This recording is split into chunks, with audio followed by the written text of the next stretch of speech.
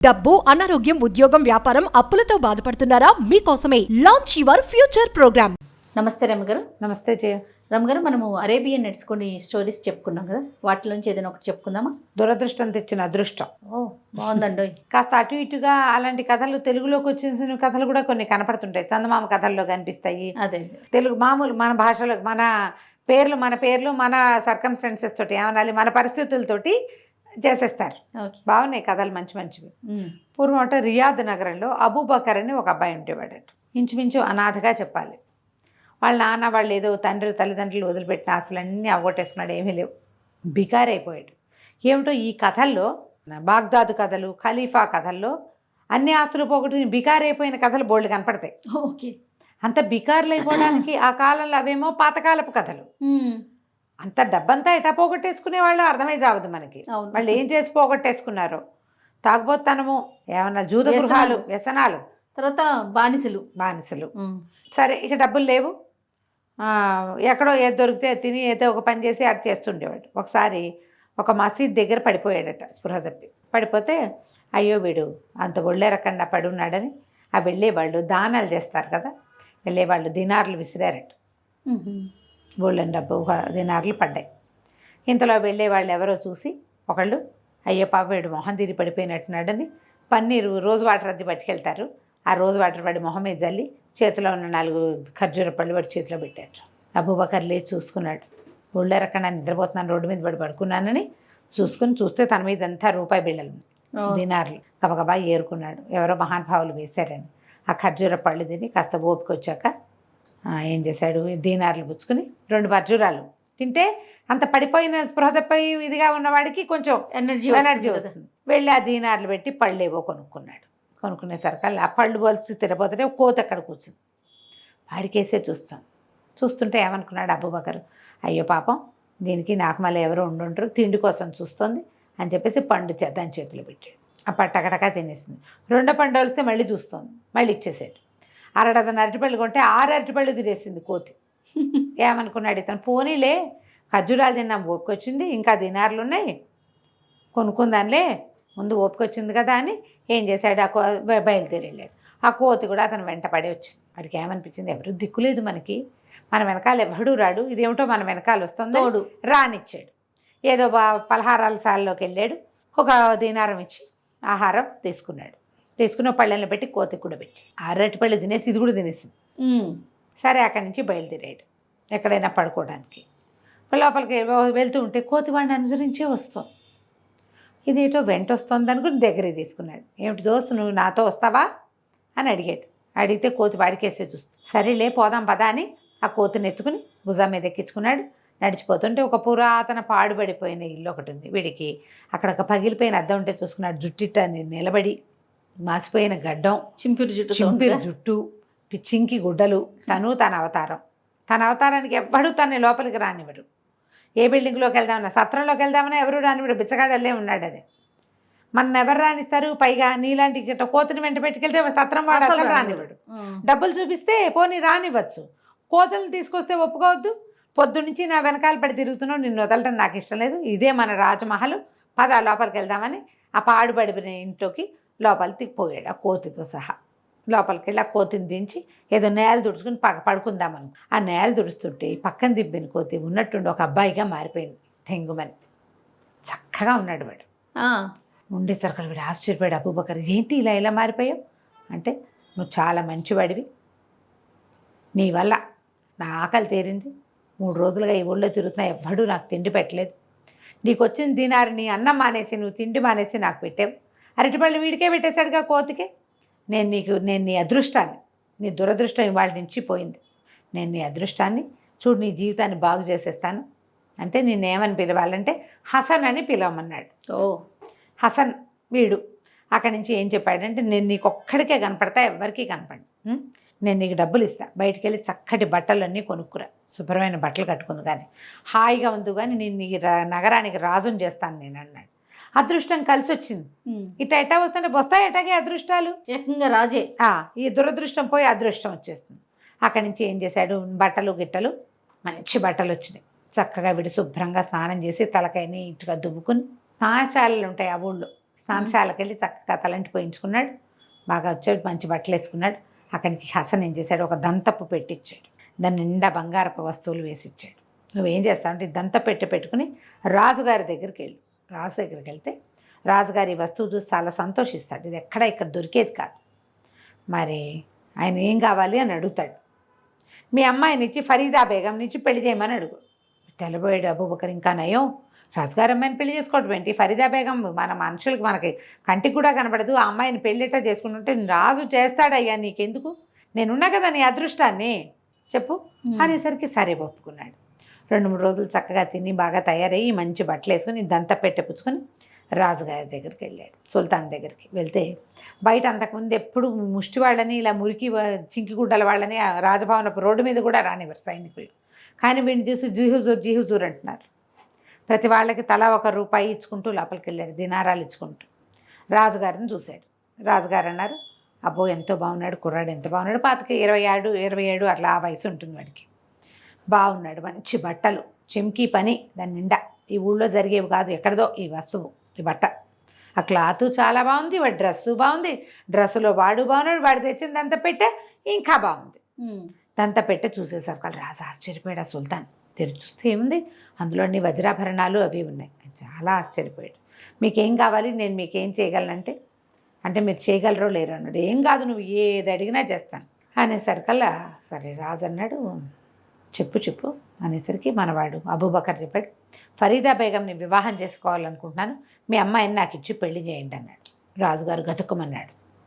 వజీర్ కేసి చూశాడు. వజీర్ దగ్గరకు వచ్చి నుంచున్నాడు. ప్రభు, మనం ఆలోచించద్దు జహాపన, ఎందుకంటే ఒక్కడే అబ్బాయిల్లే ఉన్నాడు, ఏమి ఫ్యామిలీ గీమిలీ లేదు, ఎక్కడి నుంచో వచ్చాను, పురాతన కాలపు సంపదలు ఉన్నాయని చెప్తున్నాడు. ఏం సంపద ఉందో కనుక్కుందాం, మనకైనా తాడు బొంగరాలు లేని వాడే కావాలి, మన అమ్మాయిని తీసుకుపోకూడదు, వాడు ఇక్కడే ఉండాలి, మనకంటే ఆస్తిపరుడు అయి ఉండాలి. ఎవరికైనా పిల్లని ఇచ్చేటప్పుడు ఆస్తిపరులు కావాలి. సరే బాగుందిగా, అందుకని సరే చేయమన్నాడు. వజీరే చెప్పాడు. సుల్తాన్ వారి దగ్గర అద్భుతమైన రత్నహారం ఒకటి ఉంది, కొన్ని కోట్ల ఖరీదు చేస్తుంది, మా రాజ్యం కంటే దాని విలువ ఎక్కువ. అలాంటి రత్నాభరణాలు ఏమైనా మీ దగ్గర ఉంటే చూపించండి, అప్పుడు మా అమ్మాయిని మీకు ఇచ్చి పెళ్లి చేస్తాం. మాకంటే ధనవంతుడు కావాలి కదా అల్లుడు, దామాది ఎప్పుడు ధనవంతుడు కావాలి అనేసరికల్లా అబూబకర్ చూపించండి నేను చూస్తాను అన్నాడు. రాజుగారు ఇంత పెట్టోడు తెప్పించారు. ఆ పెట్టెలో పెద్ద రత్నాభరణం ఒకటి, బ్రహ్మాండం కాదు, ఎంత బాగుందో. అక్కడి నుంచి కోసేసాడు వీడు.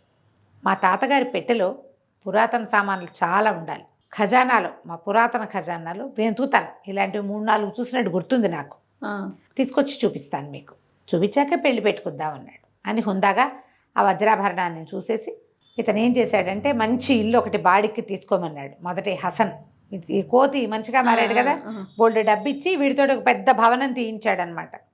ఆ భవనంలో ఉంటున్నారు. అక్కడికి వెళ్ళి ఆ హసన్ లోపల కూర్చుంటే వాడిని చూసి మెళ్ళో ఉన్న వస్తువులన్నీ తీసి పారేసి చొక్కా విప్పేస్తూ, మనకేం పెళ్ళవదు గిల్లవదు, ఆవిడ కోసేసి వచ్చాను, మన దగ్గర ఎక్కడ అట్లాంటి ఆభరణాలు, అది ఎంత బాగుందో, అట్లాంటి ఆభరణాలు దొరకవు అంటే అది ఎట్టా ఉందో గీసి చూపించమన్నాడు. ఇదిగో ఇట్లా ఉందని గీసి చూపించాడు. ఇంతే కదా, ఒకటి కాదు 6 డజన్ ఇస్తా నీకు, పెళ్లి చేసుకుందు కానీ. బాగుందిగా. చాలా సంతోషించి కావలించుకున్నాడు హసన్. ఫరీదా బేగంని పెళ్లి చేసుకోవడం అంటే ఏమిటో తెలుసా, జన్మంతా ఖజానాలో ఉండటమే. నాకు అలాంటి అదృష్టాన్ని పట్టిస్తున్నావు, నీలాంటి స్నేహితుడు ఎవరికైనా దొరుకుతాడా లోకంలో, నాకు కాబట్టి ఇంత అదృష్టం పట్టింది, చెప్పు నీకేం కావాలో చెప్పన్నాడు. చెప్తా, నీ పెళ్ళయ్యాక చెప్తానన్నాడు వీడు. సరే ఏమైంది, రాజుగారు ఒక 4 రోజుల్లో పెట్టెలు, ఒక పెద్ద పెట్టె నిండా ఇంత బాక్స్లో 6 డజను నెక్లెస్లు వేసుకుని పట్టుకుపోయాడు, రత్నాభరణాలు. మా తాతగారి నాయనమ్మ వాళ్ళ పెట్టెలు ఉన్నాయండి నా దగ్గర, అందులో ఇవి ఉన్నాయని ఆ బాక్స్ ఇచ్చాడు. చూస్తే ఏముంది, కళ్ళు మిరుమిట్లు కొలిపేసినాయి. తమ దగ్గర ఒక్క హారం ఉంది, అది కోట్ల విలువ చేస్తాను గొప్ప చెప్పుకుంటున్నారు వీళ్ళు. 6 తెచ్చాడు వీడు, మనవాడు 6 పట్టుకొచ్చాడు. దాంతోపాటు ఇంకా ఎన్ని నగలు ఉన్నాయో, ఎవరి దగ్గరైనా ఆ బంగారం ఉందంటే ఒకే రకం 6 ఉన్నాయంటే ఇంకా ఎన్ని రకాలు ఉంటాయి, చిన్నపన్న వస్తువులు ఎన్ని కుప్పలు తెప్పలుగా ఉండుంటాయి. రాజు ఆశ్చర్యపోయాడు. గబగబా పైనుంచి దిగేసి వచ్చేసి తక్తు మీద నుంచి దిగొచ్చి కావలించుకున్నాడు అబూబకర్ని. ఇవాళ ఇచ్చి నువ్వే మా అల్లుడివి, రేపే పెళ్ళి, ధూమ్ధామ్గా పెళ్లి చేసేద్దాం అని చెప్పేసి అలంకరించండి నగరాన్ని అన్నాడు. నగరం అంతా అలంకరించారు, అబూబకర్ ఉన్న బిల్డింగ్ని అలంకరించారు, అన్నీ అలంకారం చేశారు. తెల్లవారి పెళ్లి చేశారు. పెళ్లి చేశాక సరే ఆ రాత్రి పెళ్లి కూతురు దగ్గరికి వెళ్ళాలి వీడు. అప్పుడు వాళ్ళ పెళ్ళిళ్ళు అంటే కొంచెం అమ్మాయి అబ్బాయి చూసుకునే పెళ్ళిళ్ళు కాదుగా, ఏదో ఇది పెడతారు, కోషా ఉంటుంది, అటు వేరు ఇటు వేరు ఉండి కుబుల్ హై అని అడిగిస్తారు. కుబుల్ హైలు అయిపోయాక రాత్రికి సాయంకాలం ఏడు పార్టీలు గిట్టులు అయ్యాక పిల్లాడు కలుసుకుంటారు. సరే వీడేం చేశాడు, గబగబా తన భవనానికి వెళ్ళాడు. వివాహం అయిపోయింది, నీకేదో కావాలన్నావు, ఏం కావాలో చెప్పంటే ఫరీదా బేగం దగ్గరికి వెళ్తావు కదా, ఆమె మెళ్ళలో ఒక రాగి తాయెత్తు ఉంటుంది, ఆ తాయెత్తు తెచ్చి నాకు ఇవ్వన్నాడు. బాగుంది, సింపుల్. ఏమిటి ఇంత జీవితానికి నేను ఇవ్వాల్సింది ఒక్క రాగి తాయెత్తా, అదే ఎంత చిన్న విషయం. సరేననుకున్నాడు. అక్కడి నుంచి మధ్యాహ్నం అంతా గానా బజానాలు సాగినాయి, అందరూ తాగారు, తిన్నారు, ఊరంతా పండగ చేసుకుంటున్నారు. చీకటి పడేసరికల్లా ఈ అబ్బాయిని అంతఃపురంలోకి ప్రవేశపెట్టారు, అబూబకర్ని. వెళ్ళేసరికల్లా ఫరీదా బేగం చక్కగా అలంకరించుకుని కూర్చున్నది, మేలు ముసుగేసుకుని. అప్పుడు చెప్పింది, నువ్వు మొదటిసారి వస్తువు తెచ్చినప్పుడే నేను నిన్ను చూశాను, నువ్వు నాకు ఎంతో నచ్చావు, నేను నీ ప్రేమలో పడిపోయాను, నేను నీ దాన్ని అంది. అయితే సరే నీ మెళ్ళలో తాయెత్తు తీసి నాకు ఇచ్చేయన్నాడు. నేనే నీ దాన్ని అన్నప్పుడు తాయెత్తుకేముంది, తీసి ఇచ్చేస్తాను, ఇదిగో తీసుకో అని తీసి చేతిలో పెట్టేసరికల్లా ఆ తాయెత్తు పుచ్చుకుని ఉండి ఇప్పుడే వస్తానని పరిగెత్తుకుంటూ వెళ్ళిపోయాడు అబూబకర్ బయటికి. వెళ్ళటం గుర్రం ఎక్కి దౌడు తీసుకుంటూ తను బాగా పెట్టుకున్నాడుగా భవనం, ఆ భవనానికి పరిగెత్తుకుంటూ వెళ్ళేసరికల్లా అక్కడ కూర్చున్న హసన్కి ఆ తాయెత్తు ఇచ్చాడు. ఫరీదా నా కోసం వేచి ఉంది, వెళ్ళొస్తానన్నాడు. ఇంకెక్కడికి వెళ్ళేదని నెత్తి మీద ఒక్క బిట్టు పెట్టాడు ఆ హసన్. పెట్టడం ఏమిటో అంతే కథ. తెల్లారాక మెలకు వచ్చింది అబూబకర్కి. తీరా చూస్తే తను కొత్తగా తను ఏర్పాటు చేసుకున్న బిల్డింగ్లో లేడు, పెద్ద రాజభవనం తీసుకున్నాడు కదా, ఇది వరకు ఓ పాడుపడిపోయిన ఇంట్లోకి వెళ్ళాడు కదా, అద్దం విరిగిపోయిన అద్దం ఉంది, అక్కడ పడి ఉన్నాడు. లేచి చూసుకున్నాడు, తన మీద ఒంటి మీద ఎలాంటి అలంకారాలు ఉన్నారు, కొత్త పెళ్లి కొడుకు, రాజుగారి కొత్త అల్లుడు, ఇంకా మనుగుడుపులు కానీ పెళ్లి కొడుకు పాపం. బోళ్ళ నగలు కూడా వేశారు చేతులు, కానీ ఆభరణాలన్నీ అలంకారాలనే. అద్దం దగ్గరికి వెళ్ళి చూసుకుంటే ఇంకేముంది, చింపిరి చుట్టూ చీకిరి బాకిరిగా ఉన్న గడ్డము. మొదటి రోజున అద్దం చూసుకున్నప్పుడు తను ఏమిటో అలా అదే కాంతపోయాడు. అదేంటి నేను ఇలా అయిపోయాను, హసన్ నన్ను మోసం చేశాడు, వాడు నా అదృష్టం అన్నాడు, ఇదేంటి దురదృష్టంగా అయిపోయింది. ఇప్పుడు ఇంతకీ ఈ అదృష్టపు కథలో నాకు పెళ్లి కూడా అయ్యింది, అమ్మాయి నా భార్య, అదే కదా, అల్లా సాక్షిగా పెళ్లి చేసుకున్నాను. అక్కడి నుంచి పరిగెత్తి రాజభవనం దగ్గరికి వెళ్తే బయట నుంచి కేకలు పెట్టాడు. ఆ సైనికులంతా కొట్టిపారేశారు బండి. ఎవడరా నువ్వు, లోపలికి వస్తాను, నేనే మీ రాజుగారు అల్లుడిని అబూబకర్ని, ఫరీదా బేగం భర్తనంటే తిట్టారు అందరూ, కొట్టారు కూడాను. నువ్వు ఆ ఫరీదా బేగం మొగుడు ఏంటి, ఇప్పుడే ఆయన వచ్చాడు, అందరికీ గుప్పెడు బంగారం పంచిపెట్టాడు, ఆయన వచ్చెళ్ళాడు, ఆ భార్యతో గడుపుతుంటే నువ్వు మధ్యలో నీగోలేమిటన్నారు. నిర్ఘాంతపోయాడు. అయ్యో బాబోయ్, నా రూపంలో ఎవరు వెళ్ళారు, తనకు తెలిసిపోయింది. ఇంకా హసనే తన రూపాన్ని తీసుకున్నాడు. బహుశా ఆ రాగి రేకు ఉండటం వల్ల ఇన్నాళ్ళు ఈ హసను అక్కడికి వెళ్ళలేకపోయాడు. ఎప్పుడైతే తాయెత్తు తీసేయబడిందో వీడు వెళ్ళిపోగలడు ఎక్కడికైనా. ఇంకేం చేస్తాడు, పెద్దగా కేకలు పెట్టాడు, ఊరంతా పిచ్చివాడిగా తిరుగుతూ ఉండిపోయాడు. రాజుగారి దగ్గరికి పరిగెత్తాడు. రాజుగారు లోపలికి రానివ్వల, ఎవరు నమ్మరు కదా, ఎవరు నమ్మరు. ఆ అబూబకర్ ఏం చేశాడు, అబూబకర్ ఆ రూపంలో ఉన్న హసను వాడికి ఏంటంటే చీకటి రాత్రి కావాలి, అమావాస్య వస్తే కానీ ఆ అమ్మాయి తన వశం కాదు, వాడి దగ్గర ఉన్న మంత్రశక్తులకి ఉండిపోయింది. అంతే. ఇక ఈ అబూబకర్ ఊరంతా తిరుగుతూ ఏడ్చుకుంటూ పిచ్చికేకలు పెట్టుకుంటూ తిరుగుతుంటే ఒక దీని దగ్గర భోజనశాల దగ్గర సొమ్మసిల్లిపోయి పడిపోయి ఉండేసరికల్లా ఎవరో ఒక జ్యోతిష్కుడు అక్కడ కూర్చొని, మొహం బ్రహ్మాండంగా ఉంది, వీడేంటి ఇట్టా ఉన్నాడని, వాడి మొహం మీద నీళ్ళు చల్లండిరా, వాడి సంగతి ఏదో కనుక్కుందామన్నాడు. అనేసరికల్లా సరే లేవదీస్తే ఏదో ఆయన 2 రొట్టెలు కొని చేతిలో పెట్టి, ఏంట్రా కుర్రాడా నీ బాధ, శుభ్రంగా ఉన్నావు, కష్టపడి ఏ వ్యాపారమైనా చేసుకోవచ్చు, ఇట్లా ఎందుకున్నావు ఏంటంటే, నేనేం చెప్పనండి, నాకు ఒక కోతి కనపడింది, దాని పేరు హసను అని కథ అంతా చెప్పాడు. చెప్పగానే ఆయన అన్నాడు, అరే నీకు మేలు చేయాలనిపిస్తుంది, నిజానికి వాడొక మాంత్రికుడు, నువ్వు ఒక పని చెయ్యి, ఎలాగైనా సరే నేను ఒక తాయెత్తు ఇస్తా, ఆ తాయెత్తు వాడి మెళ్ళలో పడాలి, ఓకే, పడితే వాడు కోత అయిపోతాడు, ఆ కోతిని కాల్చి బూడిద చేసేయాలి, చంపేసేయాలి దాన్ని, అప్పుడే నువ్వు తప్పించుకోగలుగుతావంటే, నేను ఎట్లా వెళ్తానండి, కోటలోకి నన్ను రానివ్వరు అంటే, ఆ మార్గాలన్నీ నువ్వు చూసుకో, నీ తెలివి వాడుకో, నేను మాత్రం తాయెత్తిస్తానని తాయెత్తు చేతిలో పెట్టాడు. తాయెత్తు జేబులో పెట్టుకున్నాడు. అటు తిరిగి ఇటు తిరిగి రూపాయి పుట్టే మార్గం లేదు. మళ్ళీ ఓ మసీదు దగ్గర సొమ్మసిల్లి పడిపోయాడు. మసీదులోకి వెళ్ళేవాళ్ళు పావల అర్ధ మళ్ళీ దీనార్లు పడేశారు. తెల్లారు లేచి చూసుకున్నాడు, తన మీద డబ్బులు ఉన్నాయి. సరే ఏం చేశాడు, ఇట్లా ఉంది కదా మన పని, ఇప్పుడు తిండి కాదు మనకు కావాల్సింది, అని చెప్పి ఏం చేశాడు, శుభ్రంగా వెళ్ళి స్నానం చేసేసి ఆ డబ్బులతోటి మంచి బట్టల జత ఒకటి కొనుక్కున్నాడు. బట్టలు వేసుకున్నాడు. బట్టలు వేసుకుని ఏం చేశాడంటే ఆ ఊళ్ళల్లో మనకి రంగురాళ్ళు కొన్ని కనపడతాయి, తలతళ్ళాడే వజ్రాలు. వజ్రం కాదు, పాడు కాదు, గాజురాయి. ఊరికలా మెరుస్తూ ఉంటుంది. ఊరికే మెరుస్తూ ఉంటుంది. అక్కడి నుంచి ఏం చేశాడు, ఒక గులాబీల దండా కొన్నాడు. వాడి మీద పడిన దీనార్లు దీంతో ఫినిష్ అయిపోయినాయి. సరే అక్కడి నుంచి ఏం చేశాడు, ఒక స్వీట్ షాప్ వాళ్ళ దగ్గరికి పోయాడు. వాళ్ళకి సాయంత్రం వచ్చి పనిచేస్తాను అని చెప్పేసరికి వాళ్ళ స్వీట్ షాప్ వాళ్ళను, సరే మాకు సాయంకాలం, వీడికి ఏంటంటే వీళ్ళు స్వీట్ చక్కెర పాకం చేసే ఫ్యామిలీ వీళ్ళది. అదొక ప్రత్యేక పాళం, చక్కెర బిళ్ళలు చేస్తారు. ఆ పని తెలిసిన వాడు రేర్గా ఉంటాడనమాట. వీడికి సొంత వృత్తి చేయటం ఇష్టం లేదు ఇప్పటిదాకా. ఇప్పుడు వృత్తి చేయడానికి డిసైడ్ అయ్యేసరికల్లా 10 వరహాలు జీతం, 10 దినార్లు జీతం. అయితే ఏమన్నాడు, ఒక 5 దినార్లు ఇప్పుడు ఇచ్చేయండి, పని మొత్తం ఈ నెలంతా పనిచేశాక తమ 5 దినార్లు ఇద్దరు, కానీ డబ్బు అవసరంలో ఉన్నానంటే వీళ్ళ ఫ్యామిలీ తెలుసు వాడికి. ఆ స్వీట్ షాప్ వాడు ఏం చేశాడు, 5 దినార్లు వీడి చేతిలో పెట్టాడు. వీడు 5 దినార్లు, గులాబీల దండ, మేలిమిగా అనబడే చవక రకం వజ్రము, ఆ రాయి పుచ్చుకుని మన రాజుగారి దగ్గరికి పోయాడు. బయట వరుసగా సైనికులు ఉంటారు కదా, తలా 1 దినారు చేతిలో పెట్టాడు. రాజుగారిని చూడాలి అని రాజుగారి దగ్గర ప్రవేశపెడితే ఎవరో ఏమిటో అంటే, మీ యువరాజు గారిని చూడాలి, అల్లుడు గారిని చూడాలి, ఆయన కోసం నీ వజ్రం తెచ్చాను, ఆయనకి ఫరీదా బేగం లాంటి వజ్రం దొరికింది, అలాంటి వజ్రం దొరికిన మహానుభావుడికి ఈ వజ్రాన్ని కూడా ఇవ్వాలనుకుంటున్నాను అనేసరికల్లా రాజుగారు తన అల్లుడు గొప్ప చాలా ఉంది ఆయన. అదే కదా, వజ్రం చూస్తే ధగా ధగా అంటోంది. దాని పక్కన గులాబీలు ఉండేసరికల్లా రంగు పడేది గులాబీ రంగు వజ్రంలాగా కనపడుతోంది. సరే అల్లుడు గారు రూముకి దారి తీయించాడు. అల్లుడు గారే వచ్చాడు. ఇక్కడికి వచ్చేసరికల్లా ఫరీదా బేగం వెనకాల ఎక్కడో ఉంది, ఆవిడ ఘోష కదా, రాజుగారు, వజీరు, అల్లుడు గారు ముగ్గురు నుంచున్నారు. వీడేం చేశాడు, ఆ గులాబీల దండలోనే తనకి తాయెత్తు ఇచ్చాడు కదా జ్యోతిష్కుడు, తాయెత్తుని కట్టేశాడు. దండ వేసేసరికల్లా ఆ వజ్రం చేతిలో పెట్టి ఆ దండ వేశాడు. వెయ్యటం ఏమిటి, మరుక్షణం అంత పొడుగునున్న హసన్ గాడు ఒకేసారి అబూబకర్ రూపంలోనే ఉన్నాడు కదా, కుదించిపోయి కోతి పిల్ల అయిపోయాడు. అయిపోవటం ఏంటి, వీడు ఒక్క ఎగిరెగిరి ఆ కోతిని గట్టిగా పుచ్చేసుకున్నాడు. సుల్తాను, వజీరు కేకలు పెట్టారు, ఎవడ్రా మా అల్లుడిని కోతిని చేసావు దుర్మార్గుడా అని అరిచర్చి కేకలు పెట్టారు.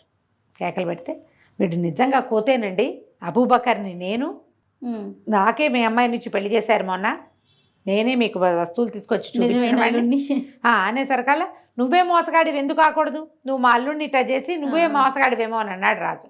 ఇంతలో ఒక జ్యోతిష్కుడు లోపలికి వచ్చాడు. ఆయన ఎవరు, వీడికి తాయెత్తు ఇచ్చినవాడు. ఓకే, ఇంతే కాదు, ఆ ఫరీదా బేగం మెడలో ఉన్న రాగి తాయెత్తు ఇచ్చింది కూడా ఆ జ్యోతిష్కుడు. ఓహో, ఆ జ్యోతిష్కుడు ఏం చెప్పాడంటే, కాదు ఇతనే మీ నిజమైన అల్లుడు, మనం 11వ ఏట కట్టాం తాయెత్తు, ఆ 11వ ఏట ఆ అమ్మాయి మీద ఒక అఘాయిత్యం జరిగింది, ఇట్లా మా మంత్రశాలి ఒకడు అఘాయిత్యం చేశాడు, మీకు జ్ఞాపకం ఉంది కదా, అప్పుడు నేను ఒక తాయెత్తు ఇచ్చాను, వాడు పెళ్లి చేసుకున్నాడు, ఇది ఎప్పుడైంది, పౌర్ణమి నాడు పెళ్ళయింది, 15 రోజుల్లో అమావాస్య చూస్తే కనుక ఆ అమ్మాయి అతనికి స్వాధీనం పడిపోతుంది, అందుకోసం ఈ 15 రోజుల నుంచి ఈ పిల్లతో కాపురం చేయలేదు, ఈ వారం నుంచి ఇతను ఊరికే కబుర్లు చెప్తున్నాడు, అవునా కాదా అంటే అవును, రోజు కబుర్లు చెప్పుకుంటున్నామని చెప్పిందాము.